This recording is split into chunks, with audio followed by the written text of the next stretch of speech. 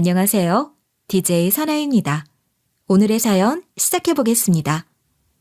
사람을 믿는다는 건 참 쉽지 않은 일인 것 같아요. 믿어도 되는 사람과 믿어선 안 되는 사람을 한눈에 척 구분할 수 있다면 참 좋겠지만 안타깝게도 우리에겐 그런 초능력은 없잖아요. 그래서 가끔은 믿어야 할 사람을 안 믿기도, 믿지 말아야 할 사람을 믿기도 해 별별 일들이 다 생기고 나는 게 세상 일인 것 같습니다. 짧지 않은 인생을 살았다고 생각했고 경험도 참 많이 해볼 만큼 했던 것 같은데 여전히 사람은 참 어렵고 숙제같이 느껴져요. 적지 않은 나이에 결혼을 하게 되며 또 한 번 그걸 뼈저리게 느끼게 됐어요. 기막힌 제 결혼과 신혼생활 이야기 들려드릴게요. 저와 제 남편은 사업 파트너로 만나게 됐어요. 저는 투자 자문 회사를 운영하고 있고 남편은 200억대 자산가라 서로 사업적으로 엮여있는 사이였어요. 남편과 투자 관련 사업을 공동으로 계획하고 있는 게 있었거든요. 처음엔 일적으로만 대하던 남편이었는데 그 남자의 스마트함과 리더십 등에 마음이 조금씩 끌리게 됐죠.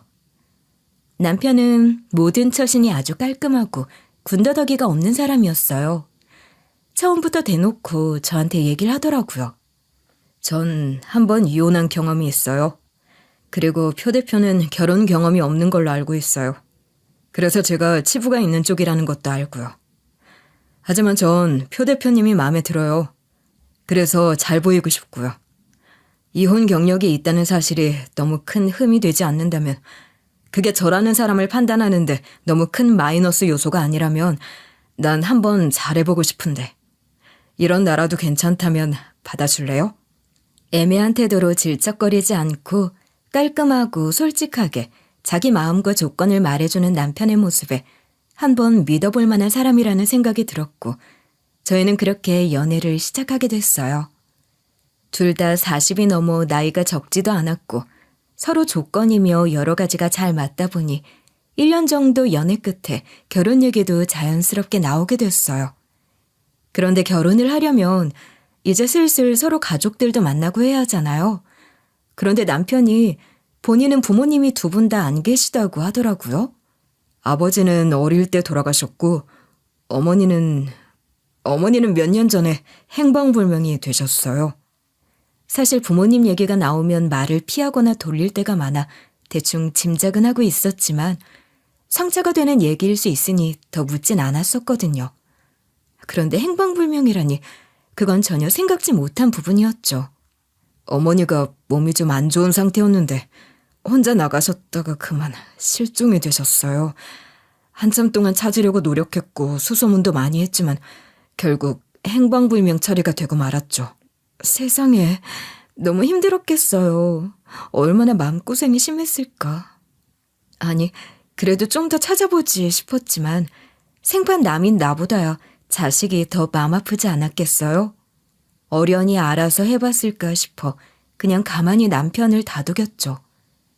남편은 외동인데다 부모님도 두 분 다 안 계시다 보니 저희 가족들에게 인사만 드리고 결혼 준비를 시작하게 됐어요.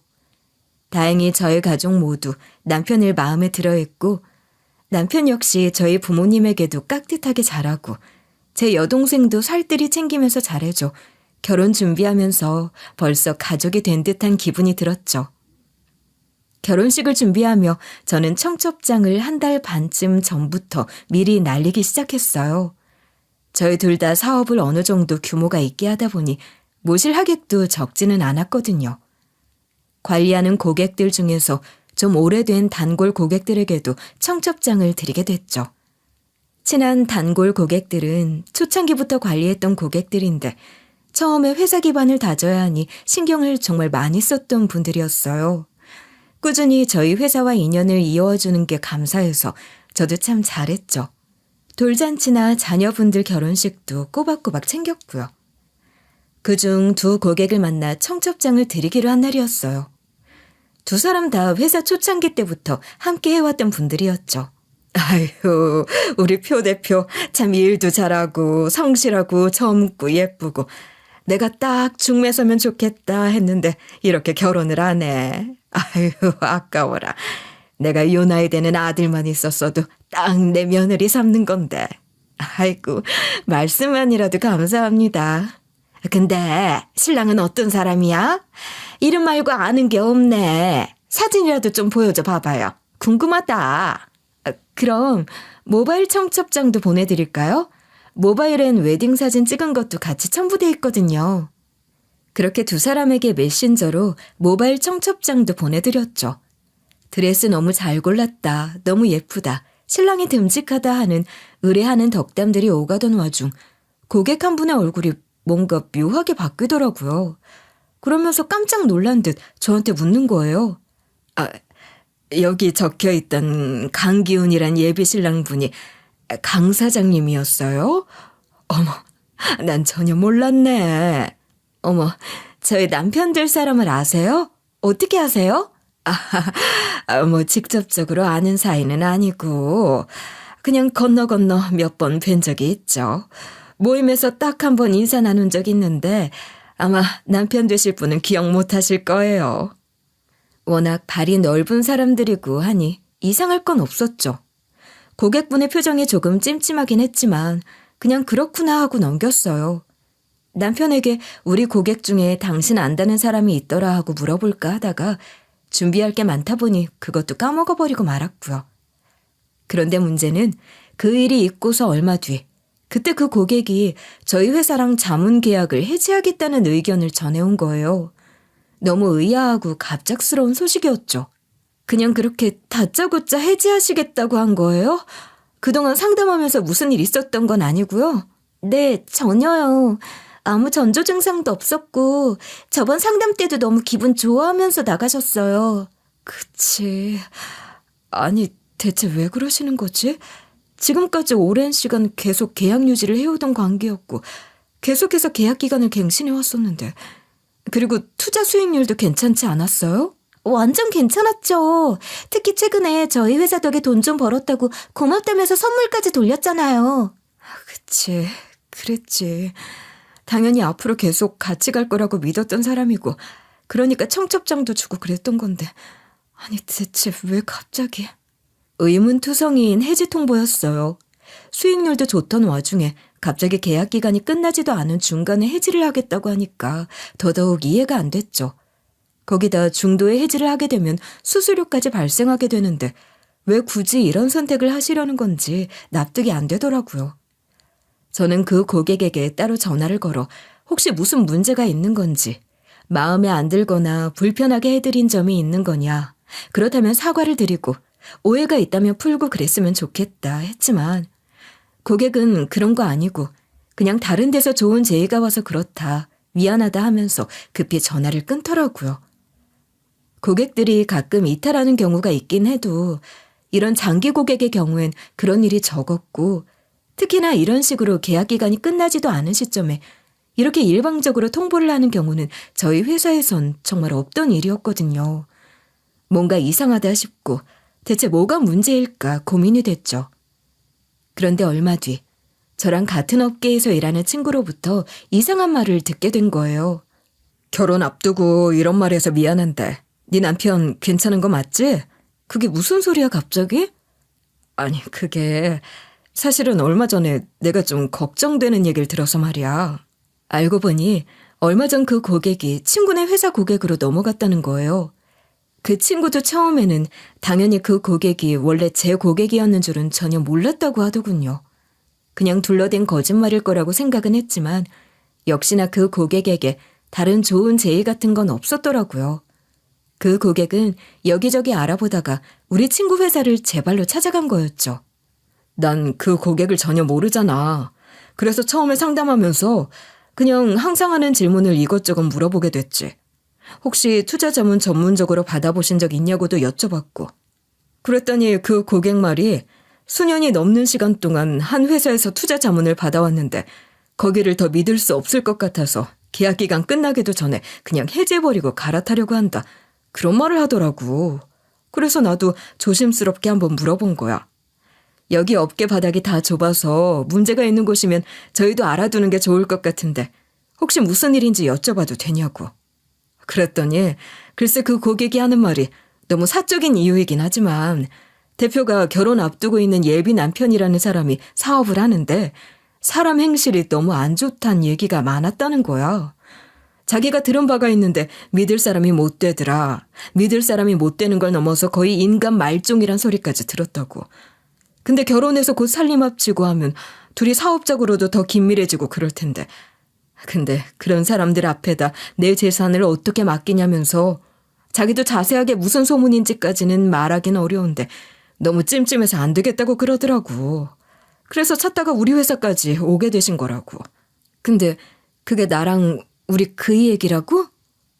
에이, 근데 그게 우리 얘기인 줄 어떻게 알고. 이 일하는 사람이 한둘도 아니고 결혼 앞둔 사람이 더 있을 수도 있잖아. 그게 다가 아니니까 하는 얘기야. 내가 네 생각이 퍼뜩 나서 혹시나 싶어서 좀 더 여쭤봤거든? 근데 정확히 자기가 자문받던 회사가 어딘지 말하긴 그렇다고 하시더라고. 대표님 말대로 여기가 워낙 좁은 바닥이니 내가 자세히 말하면 괜히 내가 소문냈단 소리 날 수도 있지 않겠냐. 자세한 말은 못하겠다. 그러면서 아무튼 그런 사정으로 오게 됐다고 거기까지만 알고 있으라고 그러는 거야. 근데 아무래도 네 생각이 자꾸 나는 거지 난. 결혼을 앞두고 있는 데다가 예비 남편이 사업가다? 이거 네 얘기니까. 그래도 다른 사람이 있을 수도 있다 생각했는데 내가 딱 눈치를 챈 게 그 고객이 말미에 혼잣말로 그러더라고.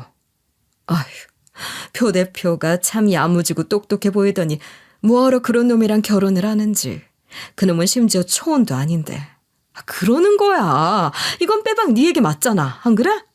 이 좁은 바닥에서 재혼인 남자랑 결혼하는 초혼 여자 대표.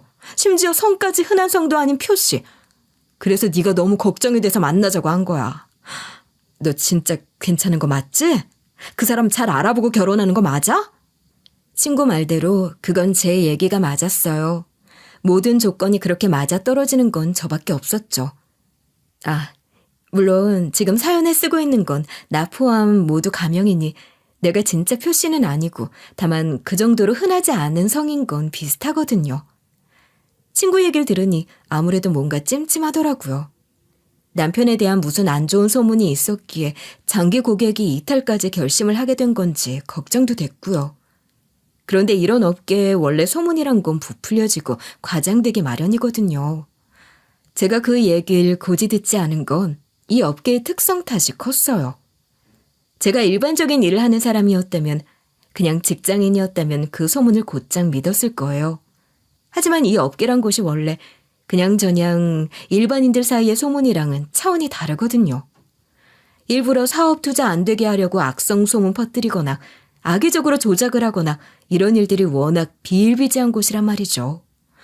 뭐 고객이야 불안하니까 그럴 수 있지만 저는 이미 제 남편을 오랜 시간 봐온 게 있고 하니 직접적으로 제가 봐온 모습을 믿기로 했어요. 그래서 남편에게 특별히 묻지도 않았죠. 그런데 얼마 뒤였습니다. 남편과 함께 백화점으로 쇼핑을 갔을 때였죠. 저희 결혼식에 참석할 하객들에게 답례품으로 향수와 유리잔을 드리면 좋을 것 같아서 어떤 제품이 좋을지 함께 알아보러 간 거였거든요. 이것저것 시향을 해보며 어떤 게 좋을지 손님 연령대나 성별별로 나눠서 선택을 하고 있는 와중에 남편한테 전화가 오더라고요. 당신이 고르고 있을래요? 저 잠시 통화 좀 하고 올게요. 미안해요. 네, 괜찮아요. 얼른 다녀와요. 전 일단 지금까지 고른 것들로 키핑을 해두고 주변의 다른 제품들도 보면서 살피고 있었죠. 그런데 아무리 기다려도 남편은 오지를 않았고 전화를 걸어보니 여전히 통화 중인 상태인 거예요. 잠깐 다녀온다던 사람이 무슨 일이기에 이렇게 통화를 오래 하나 싶어 남편을 찾아보게 됐죠. 그런데 저희가 있던 층을 다 돌아봐도 남편은 없었고 남자 화장실 앞을 가봐도 통화 소리는 들려오지 않았어요. 다른 층에 있나? 아님 차이라도 갔나? 어디에 있는 거야 대체? 하고 있는데 계단 쪽에서 청소하시는 아주머니 한 분이 올라오면서 혼잣말로 막 투덜투덜 욕을 하시더라고요. 아니, 저 썩을 놈이 지 열받는다고 멀쩡한 벽을 차제 끼고 있어? 신발 자국 남으면 그건 누가 다 닦으라고. 전화를 길게 할 거면 지 집에 가서나 할 것이지 말이야. 아휴, 옷만 번지르르하게 입으면 뭐하나. 못 배워먹은 것들이 저렇게 많으니. 아유, 내 팔자야. 아주머니의 혼잣말에 혹시나 싶었던 저는 비상구 문을 열고 계단 쪽으로 나가봤어요. 그런데 역시나 계단 아래쪽에서 남편이 통화를 하고 있더라고요. 그런데 그냥 얘기를 나누는 게 아니라 잔뜩 성질이 나서는 벽을 막 발로 차대면서 화를 있는 대로 내고 있는 거예요. 아씨, 제발 그만 좀 하라고. 얼마나 대체 더 나를 옥죄어야 직성이 풀릴 건데. 제발 다시는 이딴 걸로 전화하지 마. 뭐? 그 돈을 내가 또 왜 해줘? 됐어. 나 이제 신경도 안 쓸 거고 다신 전화도 하지 마. 그러다 문을 열고 의아하게 쳐다보고 있는 저랑 눈이 딱 마주친 거죠. 남편은 저를 보더니 잔뜩 당황한 눈치였고 이내 전화를 끊더군요. 대체 무슨 전화기에 그렇게 화가 났어요? 별로 화도 없는 사람이. 별건 아니고 그냥 친구랑 좀 싸웠어요. 당신은 그런 친구 없어요? 왜 돈 좀 있는 거 알고 사업하고 이런 거 알면 만만하게 보는 친구들 말이에요. 자꾸 돈을 빌려달라고 하는 놈이 하나 있는데 어릴 때부터 봐온 친구라 믿고 빌려줬더니 계속 만만하게 보고 제 돈 여러 번 떼어먹고 그랬던 놈이거든요. 근데 아직 정신을 못 차린 것 같아서 제가 한 소리 좀 해줬어요. 놀랐죠. 별거 아니니까 너무 신경 쓰지 마요. 그냥 너무 친한 사이라서 화를 낸다는 게 좀 말이 막 나갔던 것 같아요. 참, 향수랑 잔은 다 골라놨어요. 제가 같이 골랐어야 하는데. 근데 솔직히 전 당신이 좋다고 하는 거면 다 좋으니까 당신 뜻대로 해도 괜찮아요. 남편은 이러면서 별일 아니라는 듯 저를 달래고 넘어가려고 하더라고요. 이전까진 저도 그냥 뜬 소문이려니 했는데 여기서부터는 저도 좀 찜찜한 마음이 들기 시작했어요. 소문이야 그렇다 치더라도 방금 본 장면은 영 마음에 걸리더라고요. 그런데 또 막상 추궁을 하기는 뭐한 부분이다 싶었어요. 남편 말대로 계속 친구가 돈 문제로 시달리게 했다면 저런 반응 정도야 보일 수 있는 거다 싶기도 했고요. 솔직히 수중에 돈 좀 있는 거 알면 친구 친척할 것 없이 너도 나도 손을 벌리기 일쑤거든요. 저 역시 그런 문제 때문에 골칫게나 아파봤던 사람이라 잘 알았죠. 그런데 그걸로 화 좀 낸 걸 가지고 남편한테 추궁하기도 좀 그렇잖아요. 저한테 화를 낸 것도 아니고 사정이 있을 수 있으니까요. 그래서 그냥 혼자 좀 찜찜한 마음만 아는 채로 고민만 하고 있었죠. 그 후 시간은 빠르게 흘러 저희는 어느새 결혼식까지 하게 됐어요. 결혼식을 치른 후 신혼여행은 제주도로 가게 됐죠. 둘 다 일이 바빠 멀리 갈 형편도 못 됐고 비행거리 가까운 곳에 가서 휴양 개념으로 푹 쉬고 오자고 제주도로 신혼여행지를 정했거든요. 신혼여행 중 저희는 거의 호텔에서만 시간을 보냈어요. 결혼 당일까지 워낙 바쁘게 보냈던 터라 관광으로 돌아다니기도 너무 피곤했고 호텔 뷔페 먹고 수영장에서 수영하고 풍경 보면서 술 한잔하고 그러면서 편하게 쉬고 있었죠. 그러다 남편에게 해외 사업 파트너에게 전화가 걸려오더라고요. 여보, 잠깐만 나 통화 좀 하고 올게요. 남미 쪽에 있는 파트너라 시차 때문에 전화할 타이밍이 많지가 않은데 이번 사업 때문에 중요한 얘기가 많거든요. 남편은 좀 조용한 데서 전화하고 오겠다며 잠시 자리를 비웠어요. 주변에 아이들도 있고 해서 통화하기가 좀 시끄러운 상태였거든요. 그렇게 남편은 가고 저 혼자 앉아서 밖을 보며 칵테일 한 잔 마시고 있었는데 갑자기 웬 60대쯤으로 보이는 청소부 아주머니 한 명이 절 보더니 다급하게 제 팔을 잡아 끄는 거예요. 왜 이러세요? 누구세요? 쉿, 할 말이 있어서 그래. 당신 남편 강기훈에 대한 얘기. 중요한 거니까 남편 오기 전에 해야 돼서 그래요. 낯선 사람의 입에서 제 남편 이름이 나오니 깜짝 놀랐죠. 아니, 무슨 일이신데 이러시는 거예요? 조용히 좀. 일단 급하니까 어디 몸 좀 피해서 얘기해. 당신 남편이 보면 큰일이니까. 그렇게 일단 저는 영문도 모르고 손에 잡혀 끌려갔고 비상구 옆 관계자용 엘리베이터를 타고 아래층으로 내려가게 됐어요. 그리고 청소부를 따라 어느 방으로 들어가게 됐고 거기서 얘기를 나누게 됐죠. 그리고 이 사람의 정체를 거기서 알게 된 거예요. 이런 데까지 끌고 와서 미안해. 근데 우리 아들놈이 보면 큰일이라 어쩔 수 없었어. 바로 소개하지 못해서 미안해. 사실은 내가 기훈이 애미 되는 사람이야. 아가씨 시어머니 되는 사람이지. 아니, 기훈 씨 말로는 어머님이 행방불명 되셨다고 하던데 그게 무슨 소리세요? 진짜 어머님이시라고요? 기훈 씨 어머님이요? 아, 말도 안 돼요. 그놈이 그렇게 말했니? 내가 개미 맞아. 그놈 말 그거 절대 믿으면 안 된다. 그러면서 남편이랑 찍은 사진 몇 장을 보여주고는 또 본인 가족관계 증명서까지 가져와서는 저에게 보여주더라고요. 이제 믿기지? 내가 그의 엄마 맞다는 거. 네. 아, 그럼 대체 왜 기훈 씨는 어머님이 행방불명 되셨다고 얘기한 거예요? 전 아무것도 모르고 있었는데. 그래서 내가 이렇게 나타난 거야. 젊은 사람이 아무것도 모르고 결혼하는 것 같아 걱정이 돼서 이렇게라도 알려야겠다 싶어서. 아무래도 내 아들에 대해서 전혀 모르는 것 같은데 혹시 그놈이 질천처랑 왜 이혼했는지 알고 있니? 아, 뭐 상세하긴 모르고요. 그냥 전처가 남자 관계가 좀 있어서 아마 바람을 피워서 그런 걸로 알고 있어요. 상처가 좀 있는 부분인 것 같아서 자세한 건 캐묻지 않아 정확히 모르겠고요. 내 그럴 줄 알았다. 역시 아무것도 모르고 있었구먼. 그놈이 진짜 이혼한 이유는 그게 아니여. 누가 보면 안 되니 이리 더 들어와봐. 시몬은 벌벌 떨면서 본인 휴대폰에 저장된 CCTV 영상을 하나 제게 보여주기 시작했어요. CCTV 영상 속에서 남편은 전차로 보이는 여자를 팔로 밀치고 책상 위에 있던 책들을 쓸어 바닥에 던져대고 있었습니다. 여자는 벌벌 떨면서 울고 있었고 남편은 여자를 향해 화를 분출하고 있더라고요. 저로선 처음 보는 남편의 극도로 화가 난 난폭한 모습이었죠. 놀란 듯한 제 얼굴을 본 시몬은 말을 이어갔습니다. 이놈이 이혼한 건 지 와이프 바람이 나서가 아니라 바로 이놈의 가정폭력 때문이요.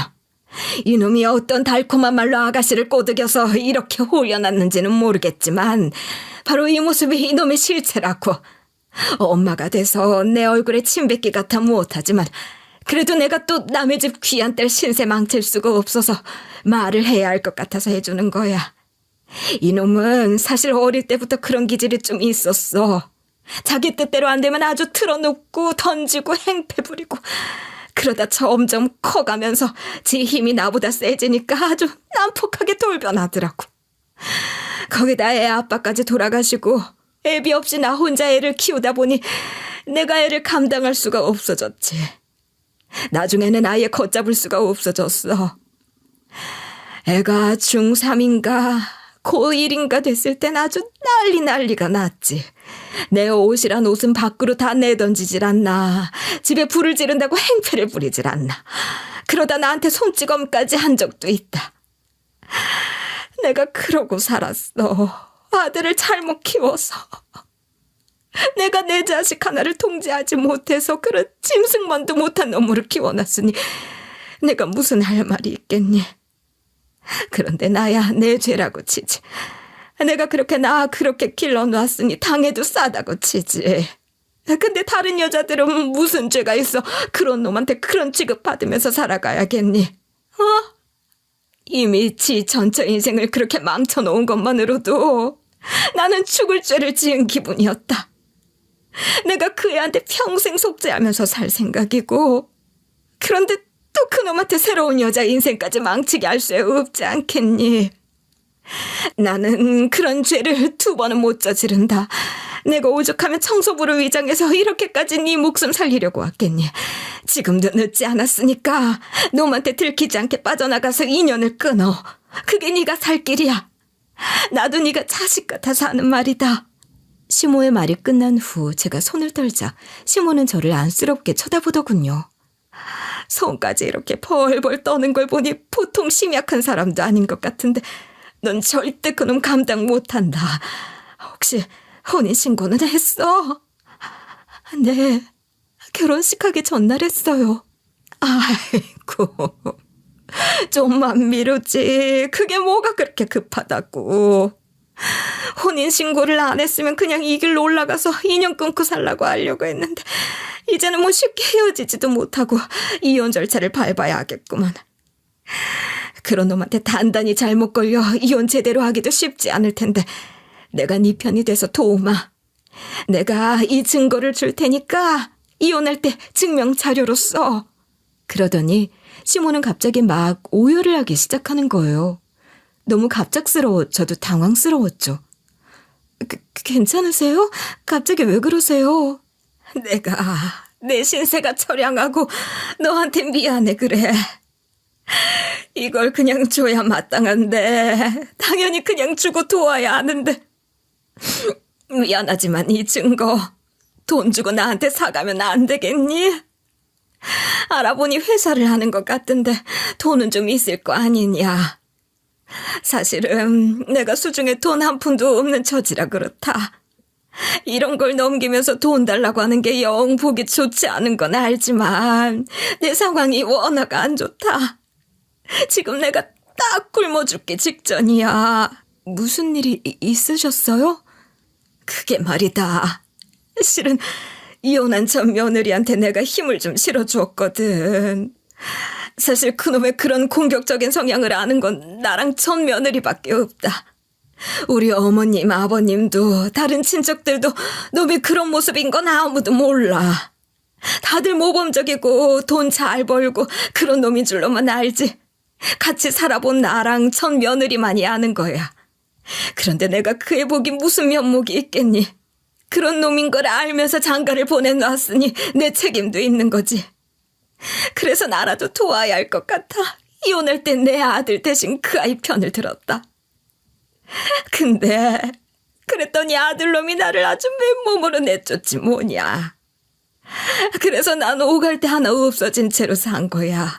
그놈은 나를 아주 짐덩이 취급하고 사람들더러는 아예 행방불명된 사람 취급하고 다니는 모양이구나. 그러니 미안하지만 나 좀 도와줄 수 없겠니? 네, 알겠습니다. 그렇게 할게요. 그럼 일단 어떻게 하면 될까요? 일단 서울에 가 있으면 내가 곧장 따라가 연락을 하마. 그리고 절대로 기훈이 그놈은 모르게 해야 한다. 그놈은 혹시 나랑 만난 거 알게 되면 그 길로 바로 너한테도 해코지할 놈이야. 그러니까 이 길로 바로 올라가. 바로 갈 수 있는 비행기가 있으면 제일 빠른 걸로 잡아 타고 그놈 몰래 혼자 비행기 타고 빨리 가서 안전한 데 있어. 그리고 가서 놈 연락 받지 말고 내가 전화할 때까지 기다리고. 알았지?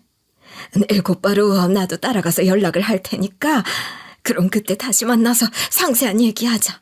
네, 그렇게 할게요. 근데 어떻게 그 사람 모르게 가죠? 도망가는 건 내가 도와주마.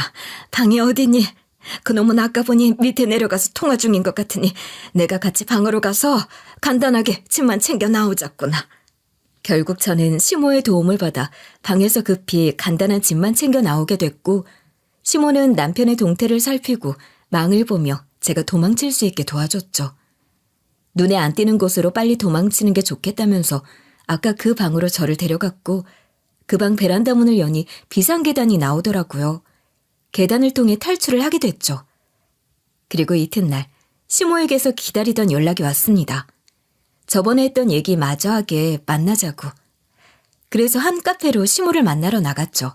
혹시 기훈이 그놈한테 연락 왔었니?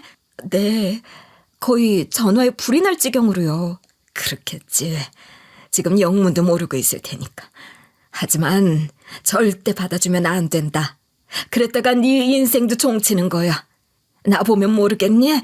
내가 아들놈 때문에 이 나이에 이 모양 이 꼴이 됐다. 자식놈 하나 때문에 말년에 이 모양 이 꼴이 됐으니. 그래도 넌 이런 신세 되기 전에 내가 꼭 구해주려고 그런다. 그러면서 시모는 돈 이야기를 꺼내더군요. 사실 네가 돈 액수를 얼마로 생각하고 있었는지 모르겠는데 난 2억 정도 생각하고 있다.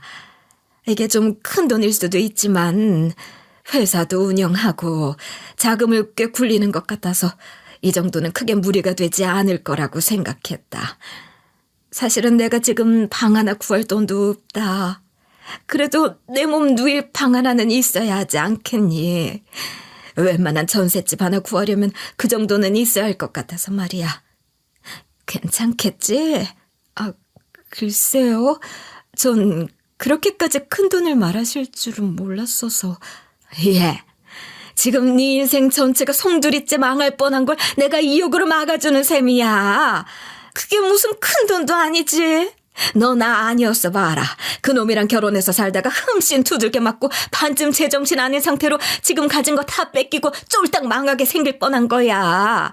네가 아직 잘 몰라서 하는 소린가 본데 그놈이 그런 놈이다. 그러니까 더 망설일 것도 없어. 이거면 싸게 이득 보는 거야. 더도 아니야. 2억. 딱 2억으로 네 인생 구제해라. 이런 기회 또 없다 너. 그러면서 시모는 애매한 태도를 보이는 저를 설득해대기 시작했고 이내 시모 얼굴은 사색이 되고 말았어요. 왜냐하면 바로 제 등 뒤 소파에 미리 와 앉아있던 남편이 일어나 시모를 향해 걸어왔거든요. 내가 이럴 줄 알았다. 당신 이럴 줄 내가 진작에 알았어. 아니 이게 어떻게... 네가 어떻게... 시모를 향해 걸어오는 남편을 보며 시모는 경악하고 말았죠. 사실 이게 어떻게 된 일인고 하면요. 혹시 제 얘기 들으시면서 뭔가 이상하신 점 없으셨나요?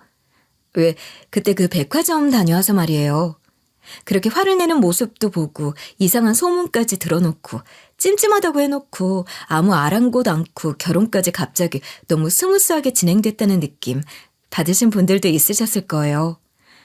사실은 그때 도저히 그냥 넘어갈 수가 없더라고요. 결혼이라는 게 100% 확신을 갖고도 쉽지 않은 일인데 그런 석연찮은 구석들을 아는 채로 어떻게 진행을 할 수가 있겠어요. 그래서 전 남편에게 있는 그대로 털어놓고 묻게 됐어요. 난 지금까지 당신이 나한테 보여준 모습을 믿어요. 다른 사람들의 뜬 소문보단 내가 보고 겪어온 당신을 믿고 싶고요. 근데 그런 소문도 듣고 또 당신의 심상치 않은 통화도 본의 아니게 엿듣게 되고 나니까 솔직히 좀 혼란스럽네요. 이런 불안함을 안고 결혼하는 건 나에게도 당신에게도 좋은 일이 아닌 것 같아요. 부부 사이란 서로 비밀이 없어야 하는 거잖아요. 그래서 다 터놓고 이렇게 내가 느끼는 불안감 다 얘기하는 거예요. 그러니까 당신도 다 터놓고 나한테 얘기해줬으면 좋겠어요. 대체 왜 그런 소문이 난 건지, 아까 그 통화는 대체 뭔지, 오해가 있으면 있는 대로 무슨 일인지 나한테 다 말해줄래요? 그러자 남편은 가만히 침묵하더니 잠시 뒤 자기 이야기를 들려주기 시작했습니다. 네, 다 얘기할게요. 차라리 이렇게 되니 마음이 편하네요. 사실 나도 당신한테 말하지 못한 비밀들이 많아 내내 마음이 무거웠어요. 그런데 저 이번 결혼 정말 잘해보고 싶거든요. 내 모든 치부를 다 얘기해 줄 테니 현지 씨, 부탁이니 편견 없이 들어주세요. 부탁할게요. 네, 편견 없이 들을게요. 그러니까 숨기지 말고 다 말해줘요. 사실 아까 그 전화는 네, 친구 전화 아니었어요. 나한테 수시로 돈을 요구한 건 친구가 아니라 실은 우리 엄마예요. 엄마라면 실종되셨다던? 아니요. 사실은 실종된 적 없어요. 내가 거짓말한 거예요. 우리 엄만 내가 사업을 해 돈이 생기면 생길수록 내 돈을 제 돈처럼 뜯어가기 일쑤였던 사람이에요. 가져가서 노름에서 날리고 다른 남자들 만나 사업 투자해주니 뭐하니 하면서 다 날려먹고. 그래서 나도 참다 이제 더는 안 된다. 돈 못 준다 했더니 그때부터는 내 약점을 잡아서 협박을 하면서 나를 괴롭혀오고 있어요. 그런 사람이에요. 시모가 잡은 남편의 약점은 시모가 제게 보여준 바로 그때 그 영상이었어요. 내가 전처랑 헤어진 얘기 상세하게 당신한테 한 적 없죠? 사실 지금도 생각하기 싫은 얘기고 입에 담고 싶지도 않아 말을 안 했던 거예요. 근데 이 얘기를 안 할 수가 없네요. 사실 내 전처는 내가 출장 때문에 집을 비울 때마다 집으로 남자를 끌어들여 바람을 피워왔던 사람이었어요. 만약 한 남자와 바람을 피웠다면 어쩌면 난 용서했을 수도 있어요. 나한텐 안식처가 필요했고 내 전처가 나한테 안식처 같은 사람이라고 생각했었으니까. 그런데 그 사람은 그런 수준의 인간이 아니었어요. 이거 참 뭐라고 말해야 할지 모르겠지만 어느 날 중국에 갔다가 국내에서 중요한 미팅 일정이 당겨졌다는 연락을 받고 이틀쯤 일찍 집에 온 날이 있었어요. 집에 연락도 못하고 왔죠. 그런데 집안이 완전히 쑥대밭이 돼 있더라고요. 술병이 나뒹굴고 옷가지들이 여기저기 다 난장판이 돼 있고 정신이 없었죠. 그리고 남자 한 5-6명과 내 전처가 거실에 한데 널브러져 있더군요. 모두 잔뜩 술에 취한 상태였고 그 안에서 무슨 일이 있었는지 너무 짐작이 가는 꼴이었죠. 하지만 차마 입에 담지는 않을게요.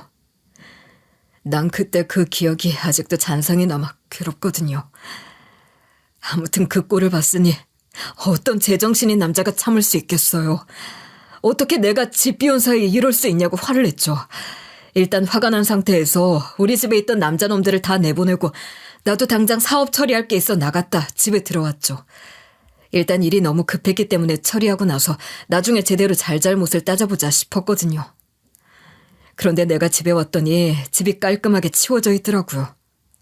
그러면서 그 사람이 내 속을 살살 긁는 말을 해대기 시작했어요. 당신이 남자다운 매력이 없으니 그런 거 아니겠냐는 둥. 그 남자들은 젊고 잘생겨서 딱 봐도 매력적이지 않냐는 둥. 그때 그런 말이 함정인 줄 알았더라면, 두고두고 날 이렇게 괴롭히는 증거가 될 줄 알았더라면 그냥 참았어야 했는데. 알고 보니 그 전처는 이 상황에서는 누가 봐도 자기가 이혼에 불리한 입장이라는 걸 알고 미리 판을 깐 거였어요. 카메라를 설치해두고는 남편의 화를 돋궈서 격분하는 모습을 이끌어내고 남편이 눈이 돌아 물건을 던지고 욕을 하는 모습을 증거로 남겼던 거죠. 그리고 이걸 이용해 이혼 소송 없이 합의 이혼으로 끝내고 심지어 시모에게 돈 받고 팔기까지 한 거였습니다.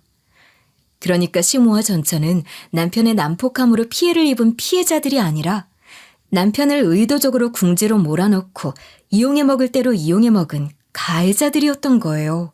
그렇게 그 증거를 이용해서 나한테 돈 달라고 협박을 해댔지만 더 이상 나도 한계에 부딪힌 거예요. 그래서 더 이상은 안 된다고 선을 그으니까 이제 제 주변을 공략하기 시작하더라고요. 제 지인들, 제 주변 사람들한테 이 증거를 갖고 소문을 퍼뜨리기 시작하는 거예요. 사실 현지 씨 만나기 한참 전에 몇 달 정도 만났던 여자친구가 있었는데 그 친구한테도 이 영상을 보여주면서 협박을 했더라고요. 그쯤 되니까 저도 도저히 안 되겠다 싶어졌고 그래서 당신한테 숨기게 됐던 거예요. 남편의 얘기를 듣고 나니 그 고객이 찜찜해했던 이유도 이해가 되더라고요. 그 고객 역시 남편의 지인을 통해 그런 소문을 전해 들었을 테고 아마 건너 소문이 또 얼마나 더 부풀려졌겠어요. 완전 제 남편이 쓰레기인 것처럼 얘기가 퍼져 있었겠죠. 사실 엄마에 대한 얘기는 결혼 전에 당신한테 할 생각이었어요. 근데 처음엔 자세한 사정을 말하기 어려워서 행방불명됐다는 식으로 말해서 미안해요. 하지만 끝까지 숨길 생각은 없었어요. 다만 나에게도 꺼내기가 쉽지 않은 무거운 얘기라 망설였죠. 당신이 고민을 솔직하게 털어놓으니까 지금이 내 얘기를 해야 할 타이밍이라고 생각했어요. 고마워요. 그럼 저랑 만나는 2년 정도 시간 동안은 한 번도 안 나타난 거예요? 저한테 한두 번 찾아온 적은 있었어요. 우리 연애 초기 때요. 그때는 내가 당신 만나는 건 몰랐고요. 그러다가 얼마 안 지나서 다른 일에 엮여서 감옥 신세를 졌거든요. 1년 좀 넘는 형을 받아서 감옥에 가니까 차라리 마음이 편하더라고요. 그래서 차라리 감옥에 계속 있었으면 싶을 정도였죠. 근데 최근에 출소를 한 모양이에요. 다시 나한테 연락을 해오기 시작하더라고요. 내가 다 거절은 했는데 우리 엄마는 절대 그냥 가만히 있을 사람이 아니에요. 지금은 나한테만 연락했지만 분명히 당신한테까지 찾아올 거예요. 찾아와서 협박을 하든 회유를 하든 나에 대해 안 좋은 얘기를 할 테고 돈을 요구할지도 몰라요. 그래서 미리 알고 있어야 할 것 같아 모두 얘기하는 거예요. 그렇게 모든 얘기를 들은 후 저와 남편은 내내 긴장을 늦추지 않고 있었어요. 혹시나 결혼식장에 나타나 깽판을 치는 건 아닐까 걱정이 있었는데 결혼식에 나타나지 않더라고요. 그런데 아니나 다를까 신혼여행지에 따라와 연기를 해가면서 돈을 요구하는 시모였고, 저는 이거구나 하고 일단 시모한테 맞춰주는 척 연기를 했던 거였어요. 손까지 벌벌 떠는 제 연기에 시모는 깜빡 속아 넘어간 거였고요. 시모는 제가 자기 말에 정말로 속았다고 생각하고 제가 돈을 줄 거라고만 철석같이 믿고 있었겠죠. 하지만 남편이 모습을 드러내자 내가 역으로 당했구나 하면서 기겁하기에 이르렀고요. 이게 어떻게 된 거야? 너 그럼 인연이 날 속인 거야? 그런 거야 인연아? 함부로 인연 전연하지 마. 그럼 정말로 이 사람이 당신한테 그 돈을 줄 거라고 생각한 거야? 난 이제 당신한테 더는 안 속아. 낳아준 천륜, 엄마에 대한 효도, 그런 건 당신이 내 돈 그만큼 뜯어가 놓고도 만족 못하고 내 주변 사람들의 인생까지 망치려고 들 때 이미 끝났거든? 남편이 모든 사실을 밝히며 소리치자 시몬은 얼굴이 새파랗게 질리기 시작했죠. 그럼 어떡하면 좋아? 난 이제 망했다. 이제 망했어. 이제 어떻게 해야 돼? 이걸 다 망쳤으니 어떡하면 좋냐고. 그러면서 갑자기 바닥에 주저앉아 엉엉 오열을 하기 시작하더라고요.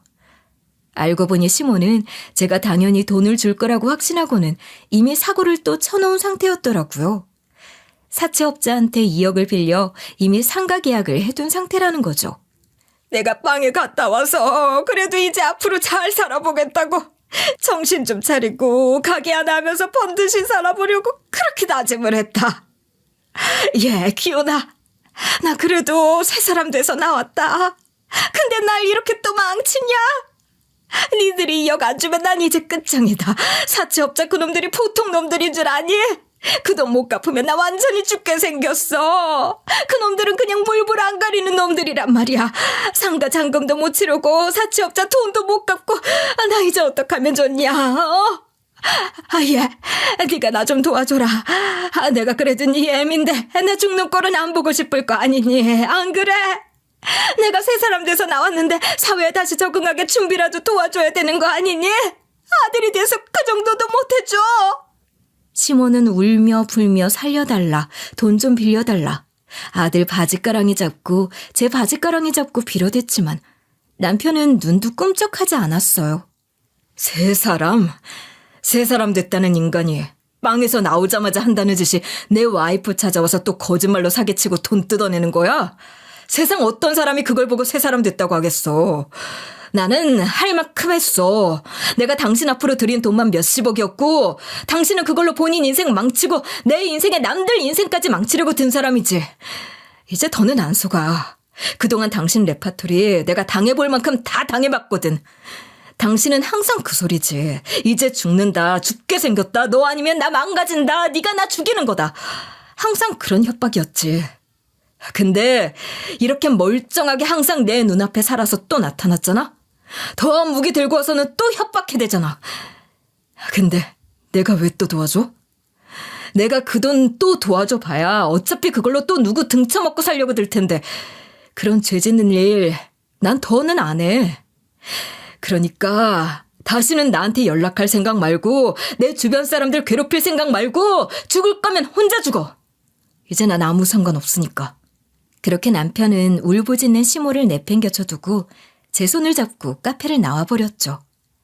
시모라고 부르고 싶지도 않은 그 여자를 제가 고소하거나 어떻게 할 수 있는 방법은 없었어요. 아직 돈을 뜯긴 것도 아니었으니까 사기죄도 아니었고요. 하지만 결국 제 남편이랑 제가 아니면 돈 나올 구멍이라고는 없으니 계속 찾아와서 빌어대더라고요. 자기 사채업자한테 쫓겨다니느라 꼴이 말이 아니라면서 제발 도와달라고 해대는 걸 결국 스토커로 신고해버렸죠. 그 이후에도 그 인간은 결국 돈을 갚지 못하니까 할 줄 아는 게 도둑질이라고 또 누구 등쳐먹으려고 사기치다 잡혀서 출소 몇 달 만에 다시 감옥 신세를 지게 됐죠. 그러면서 감옥에서까지 탄원서를 써달라는 둥 남편에게 편지를 써댔지만 모두 열어보지도 않고 그대로 쓰레기통으로 보내버렸습니다. 당신까지 이런 일 겪게 해서 미안해요. 나 이제 절대 만만하게 당하지 않을 거예요. 당신이랑 우리 가정 지키기 위해서라도 앞으로 더 세게 나갈 거니까 당신도 절대 받아주지 마요. 혹시라도 출소하고 나서 또 찾아오거나 연락하면 꼭 신고해요. 접근 금지 명령까지 받아둔 상태니까 바로 잡혀갈 거라고요. 한 가지 걸리는 건 바로 소문이었어요. 남편에 대해 났던 말도 안 되는 잡소문들을 모두에게 찾아가 일일이 해명할 수는 없겠지만 무슨 방법이 없을까 싶었죠. 그러다 생각해낸 게 소문은 소문으로 덮자였죠. 시모에 대한 얘기를 더 크게 퍼뜨리기로 한 거예요. 우리가 발이 넓다 보니 소문내는 데는 좀 유리했죠. 왜 연예인들 중에서도 부모가 발목 잡아 자식 인생 망치려고 했던 케이스들이 몇몇 있잖아요. 그런 사람들이 자기 부모랑 연 끊었다고 해서 누가 욕하겠어요. 그런 얘기를 섞어가며 제 남편이 겪었던 고초를 입 가벼운 사람들 몇몇에게 하소연하듯 털어놓았더니 자연스럽게 소문이 막 퍼지더라고요. 아휴, 그래도 그런 것도 부모라고 고생이 많았다 하는 사람들이 많아지기 시작했죠.